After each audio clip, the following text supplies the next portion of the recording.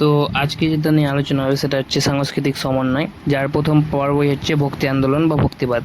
এই ভক্তি কথাটা এসছে ভজ ধাতু থেকে, যার অর্থ হচ্ছে ভজনা করা। আর এই ভক্তির আক্ষরিক অর্থই হচ্ছে ভক্তের সাথে যে ভগবান তার আধ্যাত্মিক বা পরমাত্মিক মিলন।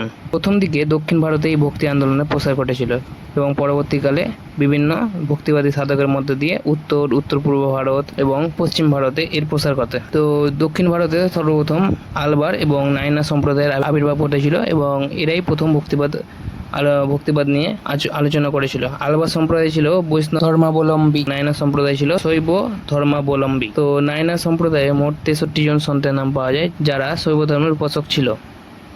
এছাড়াও তারা তামিল ভাষায় কবিতার মধ্যে দিয়ে শিবের মাহাত্ম্য প্রচার করত, যেগুলো তেবরাম নামে পরিচিত ছিল।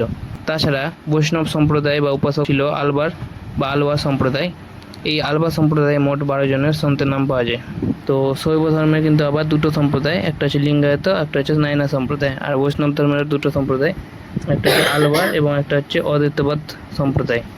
ভারতে ভক্তিবাদের চূড়ান্ত প্রসার বা বিকাশ ঘটেছিল চতুর্দশ থেকে পঞ্চদশ শতকে, অর্থাৎ 1500 থেকে 1600 খ্রিস্টাব্দের মধ্যবর্তী সময়কালে। তো এরপর আমরা বিভিন্ন ভারতের দিকগুলোতে ভক্তিবাদী আন্দোলনের আলোচনা করব, যেখানে দক্ষিণ ভারতে আমরা পর্যবেক্ষণ করব রামানুজ, মাধবাচার্য, শঙ্করাচার্যকে, যারা ভক্তিবাদী আন্দোলনের মূল প্রবক্তা। তো প্রথমে হচ্ছে রামানুজ, ইনি বৈষ্ণব ভক্তিবাদের আদি প্রবক্তা। ইনি মধ্যযুগে সময়কালে ছিলেন, অর্থাৎ 1500 থেকে 1600 খ্রিস্টাব্দের সময়কালে। ইনি একটি বেদান্ত দর্শনে আলোচনা করেছিলেন, যে বেদান্ত দর্শনটি বিশিষ্ট দ্বৈতবাদ নামে পরিচিত, এবং তিনি জন্মেছিলেন দক্ষিণ ভারতের শ্রীপেরাম্বুদুরে। এই কোশ্চেনটি একটু মনে রাখলে ভালো। তাছাড়াও তার সমসাময়িক ভক্তিবাদী সাধক ছিলেন নিমবার্গ। এছাড়াও রামানুজ মুক্তির পথ হিসেবে জ্ঞানের পরিবর্তে প্রথম ভক্তির ওপর গুরুত্ব আরোপ করেছিলেন।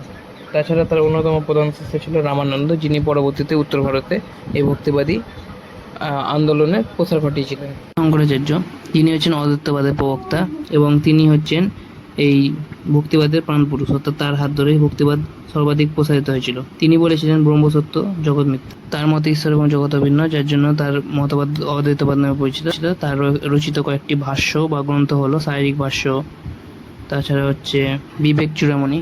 আচার্য, তিনি হচ্ছেন দ্বৈতবাদের প্রবক্তা, অর্থাৎ তিনি মনে করেন যে ঈশ্বর এবং জগৎ বা প্রকৃতি সম্পূর্ণ আলাদা।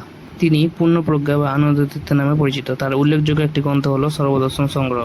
তাহলে মোটামুটি এই কয়েকজনে পড়লেই দক্ষিণ ভারতে ভক্তিবাদী আলোচনা শেষ। এবার আসছি পূর্ব ভারতের ভক্তিবাদী আলোচনায়, যার মধ্যে সর্বাধিক একজনই উল্লেখযোগ্য আছে, যিনি হচ্ছেন শ্রী চৈতন্যদেব। শ্রী চৈতন্যদেব জন্মগ্রহণ করেছিলেন নদীয়া জেলা নবদ্বীপে, তো যেটাকে বাংলা ভক্তি আন্দোলনের প্রাণকেন্দ্র বলা হয়। চৈতন্যদেবের অন্যতম প্রধান শিষ্য ছিলেন নিত্যানন্দ। এছাড়াও তার একজন মুসলিম শিষ্য ছিলেন জগন হরিদাস। তিনি গৌড়ীয় বৈষ্ণব ধর্মের প্রবর্তকও ছিলেন। তার অন্যান্য শিষ্যদের নাম আমরা হালকা করে জেনে আর কি, যারা হচ্ছে জীব গোস্বামী, সনাতন গোস্বামী এবং শ্রীবাস। শ্রী চৈতন্যদেবী সর্বপ্রথম বাংলায় নাম সংকীর্তনের মাধ্যমে গৌড়ীয় বৈষ্ণব ধর্মের প্রচার করেছিলেন।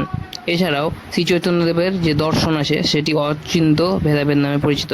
এরপর আমরা জানবো উত্তর পূর্ব ভারত বা আসামের ভক্তিবাদ সম্পর্কে।